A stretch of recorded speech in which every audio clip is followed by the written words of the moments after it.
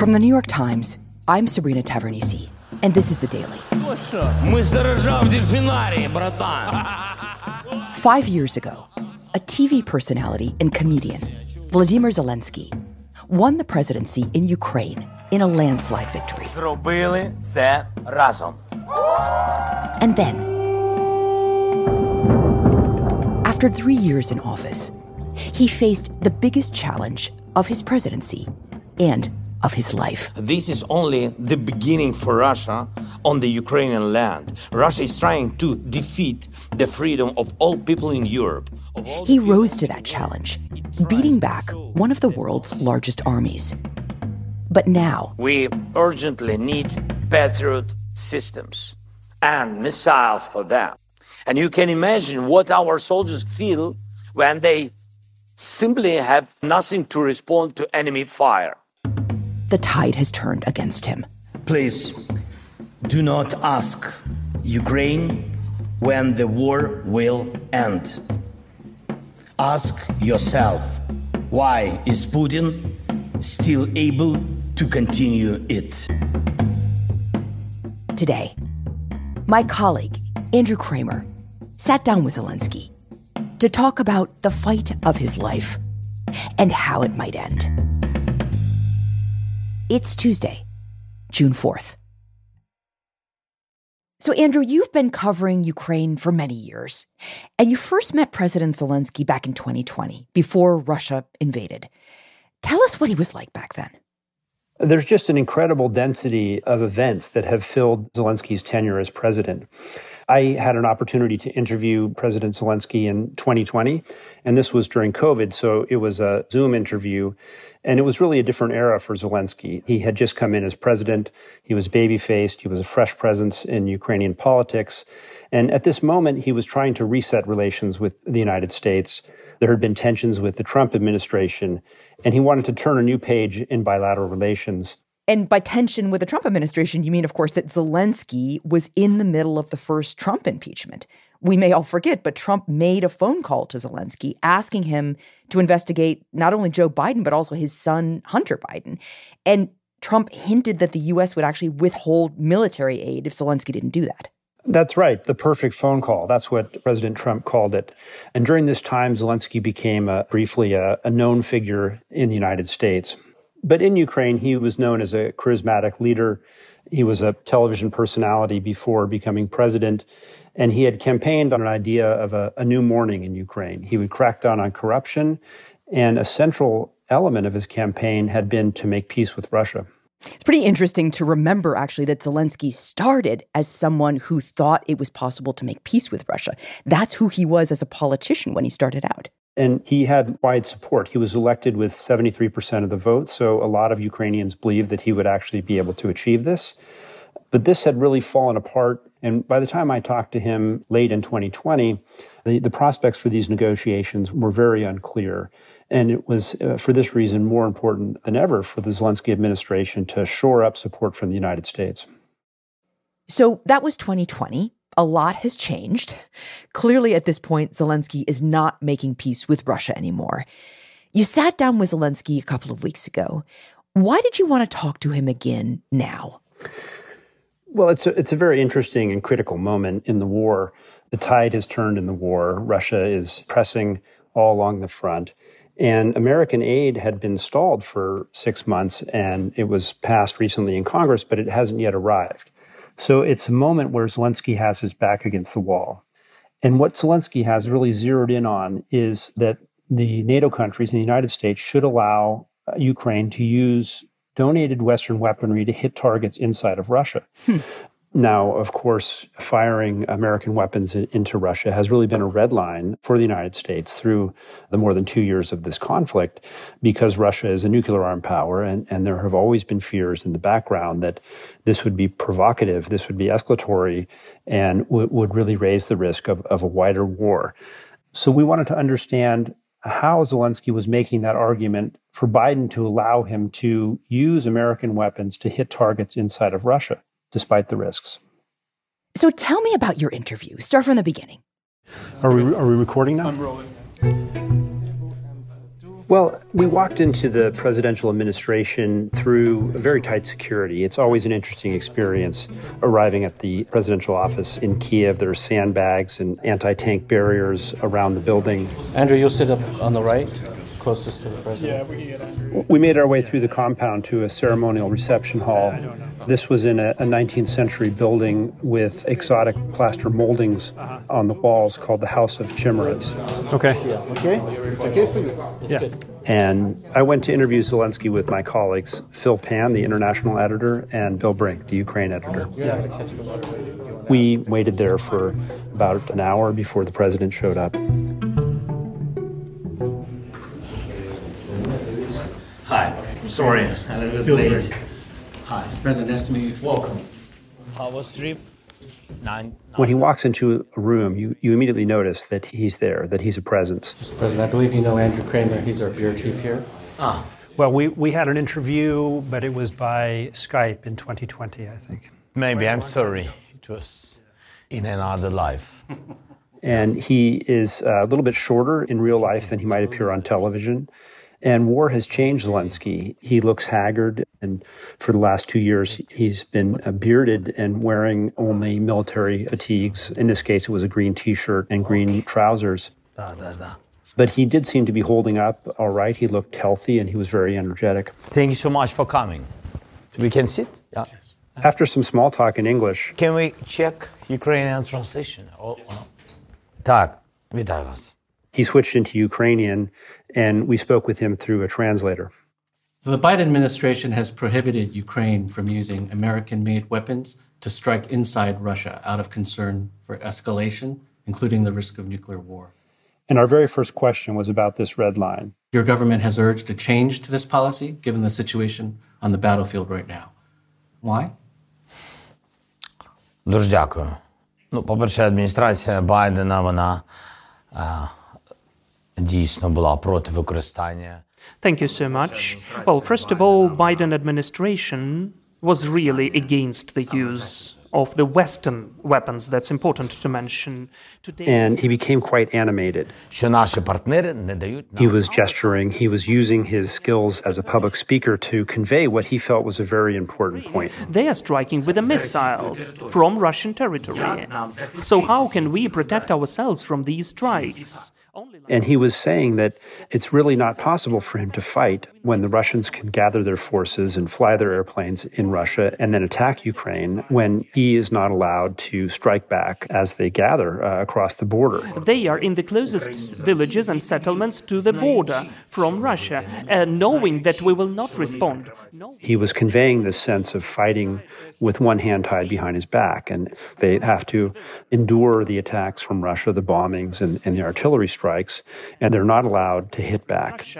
That is their big advantage. And then харківський приклад. he talked about the northeastern part of Ukraine, near Ukraine's second largest city, Kharkiv. It's been a target of Russian attack. It's bombarded almost daily. And it's now one of the focal points of the war. To defend Kharkiv, Ukraine has been forced to divert soldiers from elsewhere to fight this Russian incursion with the city at their backs. Russia is piling up the troops. They are. And Zelensky was telling us that his intelligence can see the Russians unloading from trains, weaponry, and equipment just across the border in Russia, but he's not allowed to strike it because of the restriction on the use of Western weaponry. And so he said he has no choice but to watch them prepare to attack. Це значить, що завтра з квітами вони не приїдуть. Вони приїдуть зі смертю до нас, так? Так. And he had a very vivid image for this. He was saying that They unload there. And he sees the Russians gathering on that side of the border. that means that tomorrow they will not give us flowers. They will give us death. And that he knows they aren't coming with flowers, but they're coming with death. If we know that tomorrow they are not celebrating with us, but they are killing us, why can't we use our weapons to demolish them in the point of collection of the arms? In other words, what he was saying was that they're basically sitting ducks. And if you could only use these big, powerful American weapons to shoot inside of Russia, to take the war to Russians, then that could turn the tide of the war. But the Americans were just not letting him do that. That's right. And he's also asking for very specific weaponry to do this. And it really sort of speaks to Zelensky's life over the past 2.5 years. His country depends on an arsenal of weaponry from allies who have often been reluctant to provide it. And he finds himself often coming with what amounts to a shopping list to these Western nations, describing what his military needs in any particular circumstance. We can get, in the end of the day, from NATO countries, and what he told us, 7 System Patriot. Patriot systems. 7. was that he needed 7 Patriot anti-aircraft missile systems. Our analysts told us we need 120, 130 F-16s. And 120 to 130 F-16 airplanes. And these kind of requests, well, understandable. His soldiers are engaged in combat. They're suffering casualties and civilians are being killed. So it's of dire importance to Zelensky. But these type of requests have sometimes grated on Western politicians, so much so that last summer, the British Minister of Defense had said in response, and really in frustration, that Zelensky, we're not Amazon. Don't come with a shopping list.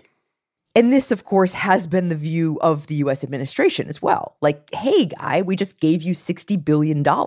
Have some gratitude. Exactly. Okay, so it's clear why shooting American weapons into Russia would help Zelensky. But how is he viewing the risk of Russia retaliating and potentially setting off a nuclear war? Because, of course, that's why the U.S. drew this red line in the first place, right? Well, this is really the question of the hour on escalation. What do you say to the people who argue that it is too risky to allow Ukraine to use these weapons inside Russia because of the risk of escalation? There are no risks of escalation. And when we asked about this, Zelensky asked us, in a sense, to get inside Putin's head a little bit and understand how he sees this playing out. He was saying that Putin is an irrational actor, so obviously somebody to be feared. That he could use the nuclear weapon then, when he failed to conquer us during the first year of the war. But if he were to use nuclear weapons, he would have used them in the first year of the war, when Russia was down and Ukraine was up. And he was also saying that he did not use it because he really loves his own life. Putin, he's irrational, but he would also fear for his own life. And he understands that that's it. The door will be totally locked to Russia, fully locked, if he uses nuclear weapons. It's a fact. And no one will be able to do anything with that. Even his fans among the politicians, they won't be able to do anything because the use of the nuclear weapon is not the red line. This is a totally different level. That's it. This is the World War III. Using a nuclear weapon would obviously be risking World War III, and Putin would understand the consequences of this.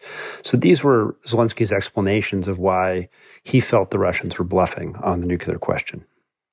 So Zelensky's conclusion was that the nuclear threat really isn't real, that it's not that much of a risk then for the West to let Ukraine cross that red line, use those American weapons to shoot at Russians inside Russia. Yes, and then last week, apparently, Biden was convinced by Zelensky's arguments. The Biden administration officials announced that American weapons could be used to hit targets inside of Russia. The decision to shift was weighing the risk of losing Ukraine's second largest city, Kyiv, or having it bombed into oblivion against a very small risk of a nuclear war, a large risk of losing a city and a small risk of nuclear war. But there were caveats. The American permission only allowed the use of American weapons on the border and in response to Russian military attacks across the border on Ukraine. And it didn't cover the most powerful rocket in the arsenal that the United States has provided, the ATACMS guided rocket. So we won't see Ukrainian attacks on large Russian cities using American weapons, such as rocket attacks on Moscow. But it is evidence that the Biden administration has shifted red line. And it seems significant, even if it's limited. So the red line maybe isn't actually so red. What do you think this tells us? It tells us that Zelensky has been persuasive with his style of public performance, with his style of reaching out directly to voters in the countries that are allies with Ukraine. He has pushed Western leaders to shift on red lines and to continually provide more military support for his military and change their policies on how they assist Ukraine. But Zelensky has another challenge. It's something he doesn't talk about nearly as much, but it's just as important to winning the war. And this is a challenge inside Ukraine, in Ukrainian society.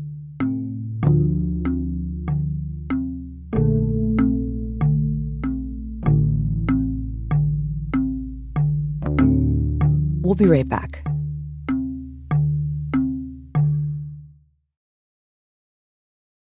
So, Andrew, you said that there was another big potential problem for Zelensky, and that was a problem in Ukrainian society. Tell me about that. In short, it comes down to this. Not enough men want to fight, and Zelensky doesn't know how to make them. He has been drafting men in relatively small batches throughout the country. And those who have signed up in the beginning, they are still serving at the front and have been fighting continuously for 2 years. So there's fatigue of soldiers who are fighting and in the army, and there's also reluctance of those who have not yet been drafted to be drafted into the military. So, Andrew, I'm really thinking about this with you and remembering back to those early days when you and I were walking around the streets of Kyiv and going into draft offices and seeing everybody who signed up, right? History professors. I think you even interviewed a male stripper at some point that we were kind of remarking on. Everybody wanted to fight. But that is very different now. What happened? What changed? It's now been 2 years, and there's been a lot of dying. If you look at the number of men serving in the Ukrainian military now, including some units like the National Guard and Border Guards, it's about 1 million men under arms.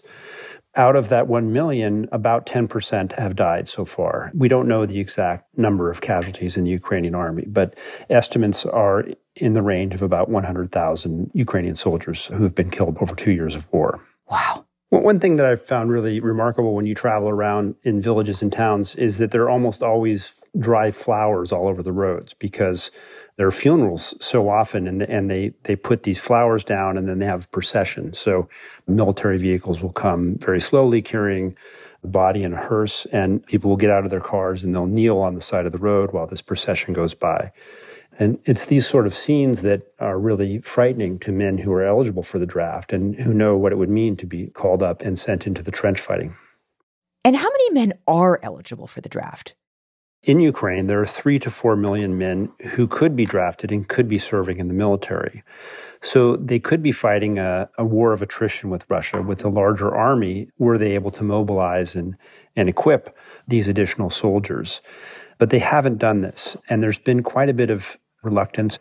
So they're at a moment now where they need soldiers, but the patriotic wave from earlier in the war, it has really washed over. And at this point, they're going to have to use the power of calling up men against their will in order to continue fighting this war. What does that look like in Ukraine now? Well, the call-up of men from villages in some areas of Ukraine has been so great that there are villages without men. There are villages where women, when they see the draft officials coming into town, they have swarmed these vehicles and are protesting to protect the few remaining men in these areas. There have been roadblocks put up in Kyiv and other towns to stop cars and check draft registration documents on the street. And sometimes men are asked to report to basic training within as little of a week after being stopped at one of these surprise checkpoints. And this has been disruptive, and men are fearful of being caught in one of these roadblocks and approached by draft officials. And there are even social media apps that track where they're moving around town. For example, in Kyiv, there's an app called Weather in Kyiv, and it'll say it's raining on a certain intersection. And that would mean that the draft officials are there, and men should avoid that area. Interesting. And is Zelensky acknowledging this challenge? I mean, the challenge of trying to get men to fight in the war? Politically, Zelensky has disassociated himself from the challenges of the draft. He's said this is a problem for parliament or for the military. It's politically very unpopular, and he hasn't, for example, given major speeches calling on Ukrainians to sign up and explaining the draft policies. Це також дуже складно. In our interview, he did, though, acknowledge the toll of the war on Ukrainian society, and he described this as divisions. Суспільство починає ділитися, хтось у війні, а хтось... Some people are at war, Some people are not. That there had been some rift in society between men who are fighting and men who are not fighting. It is really serious because the society begins to divide. And for somebody trying to steer a country in a war, this could be a problem. This separation in the society, this division, at this moment, the enemy can use it. І в цей момент ворог це і може використати. So given that fewer and fewer people want to fight, and war is obviously fundamentally about fighting, where is Ukrainian society's head right now on this war? And what is their appetite to stop it? I mean, do people want to call it quits, agree to just, okay, lob off a third of their territory and give it to Russia and finally be done with this? Or is a full draft kind of mass mobilization finally going to be on the table? Well, this is what makes Zelensky's situation now so interesting, is he's in a bind. He's ruling a country that, on the one hand, there's massive support for continuing the war. There's incredible anger at Russia, still seething anger at Russia over this war and no desire to negotiate. On the other hand, you have fewer and fewer people actually willing to fight. So Zelensky is caught between these two positions, and it's a difficult moment. Okay, to summarize here, Zelensky's been pushing on these red lines abroad. He's getting stuff. He made some progress last week, but it seems like it's not enough to dig himself out of the hole he's in. And at home, there's kind of a similar dynamic. He's done these small batch drafts of men, but that also seems like it's not enough to really win. And now he's in this very hard place. And, you know, to put it very bluntly, it seems like a losing place. Well, this is probably the moment of most uncertainty for Zelensky and for Ukraine since the beginning of the war. There's no popular decision for Zelensky. Drafting more soldiers is unpopular. If he doesn't draft soldiers and settles in a ceasefire negotiation, that will also be unpopular. Zelensky is really squeezed between two fires. And this is all against the backdrop of Russia escalating an offensive that's expected to continue through the summer. How is he coping with this? This is a lot on his shoulders. Well, this is something that we asked in the interview. I just wanted to ask if you could say a few words about your own life as a wartime president.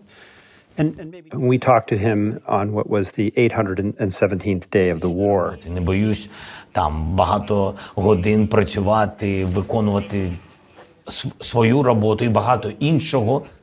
I'm not afraid of working for many hours and to do my work and many other works.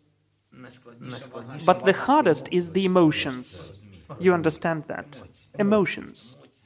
He doesn't tell jokes like he used to. One aspect of the war is that his life as a comedian has really come to a close, and he's become a much more serious public figure. And I wake up very early, and he said that he deals with some of the stresses of leadership by working out in the morning. I can see my wife more often. She's in the office, but I see my children not that much. And he was most expressive and went on at some length about his family. Енергію. Це найщасливі моменти. І тут я можу і розслабитись. От такий релакс. He said that through the course of the war, his children have grown up. His daughter is now 19. His son is 11. And he said that he would spend time with his son working on Spanish homework. I don't know Spanish, in fact, but I'm interested just in some time to spend with him, whatever he does. Іспанську мову, він каже, і мені це цікаво, я не знаю іспанську мову, але мені... And these are the happiest moments, and here I can relax. Andrew, how did you end the interview? I asked him what he would do after the war, and I thought his answer was telling. So, what are your plans after the war?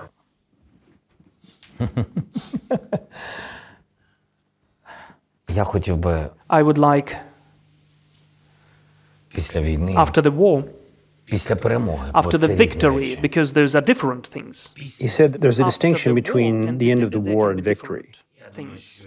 I think that my plans depend on that. So I would like. And then he described what would happen after victory. He would spend time with his family and his dogs. But what he left unsaid was what his life would look like if Ukraine lost the war. And what would it look like? Well, one scenario is that he could die at the end of this. He's been the target of 10 assassination attempts, according to his government. Another possible outcome would be that Ukraine could lose a large chunk of its territory in a settlement agreement. So it's understandable why he didn't go into the details. But it was still remarkable that he acknowledged just for a moment this vulnerability, this idea that there could be an outcome for Ukraine other than victory.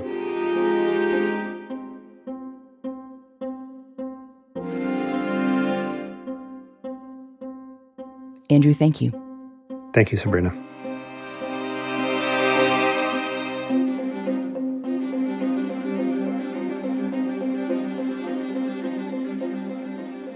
We'll be right back.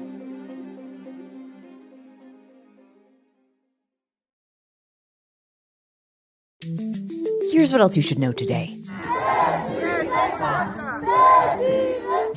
On Sunday, Mexican voters elected the country's first woman and first Jewish president, Claudia Sheinbaum. Me convertiré en la primera mujer presidenta de México. It was a landslide victory for the 61-year-old climate scientist and former mayor of Mexico City. Sheinbaum, a leftist, had campaigned on a promise to continue the legacy of Mexico's current president, Andrés Manuel López Obrador. Gracias a la felicitación del presidente Andrés Manuel López Obrador. Un hombre excepcional. Under Obrador, millions of Mexicans were lifted out of poverty. But he was also criticized for failing to control rampant cartel violence. The election was the largest in Mexico's history, with the highest number of voters taking part. And it puts a Jewish leader at the helm of one of the world's largest, predominantly Catholic countries. And President Biden is expected to sign an executive order on Tuesday, allowing him to temporarily seal the U.S. border with Mexico when the number of migrant crossings exceed a certain threshold. The order would suspend protections for asylum seekers in the U.S. and represents the most restrictive border policy instituted by Biden, who is under intense political pressure to address illegal migration. Polls suggest that there is growing support, even inside the president's own party, for more aggressive border measures. The executive order is likely to be challenged in court. Today's episode was produced by Nina Feldman, Claire Tennisketter, Rob Zipko, and Diana Wynn, with help from Michael Simon Johnson. It was edited by Lisa Chow, contains original music by Marian Lozano and Alicia Baitub, and was engineered by Chris Wood. Our theme music is by Jim Brunberg and Ben Lansverk of Wonderly. Special thanks to Sashko Chubko.